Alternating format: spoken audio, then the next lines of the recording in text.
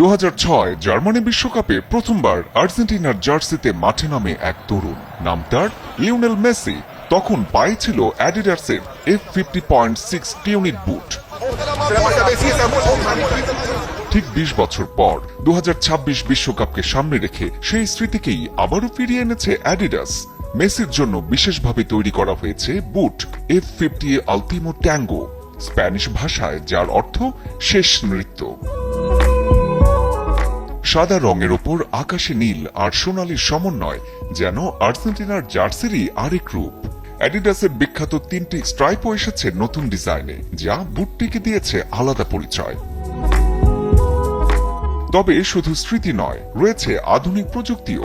ওপরের অংশে আছে হ্যালোকেস প্লাস TPU ফ্রেম, যা পা স্থির রাখবে, আর হাইব্রিড টাচ প্লাস প্রযুক্তি বল নিয়ন্ত্রণকে করবে আরও নিখুঁত। স্পিড, গ্রিপ আর ট্র্যাকশনের কথা মাথায় রেখে আউটসোলও তৈরি করা হয়েছে সর্বাধুনিক মানের। বিশ্বকাপের ইতিহাসে খুব কম খেলোয়াড়ই 6টি বিশ্বকাপ খেলার সুযোগ পেয়েছেন।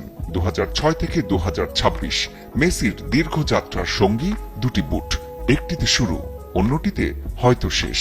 বিশেষ এই বুটের এলিট সংস্করণের দাম ধরা হয়েছে প্রায় $280, বাংলাদেশি টাকায় যা প্রায় 34,000 টাকার মতো। নেটিজেনরা প্রায়ই বলেন মেসি শুধু একজন ফুটবলার নন, তিনি একটা প্রজন্মের স্মৃতি, আর সেই স্মৃতিরই এক নতুন রূপ আলটিমো ট্যাঙ্গো। এখন শুধু অপেক্ষা 2026 বিশ্বকাপে মেসির ফুটবল জাদু দেখবার।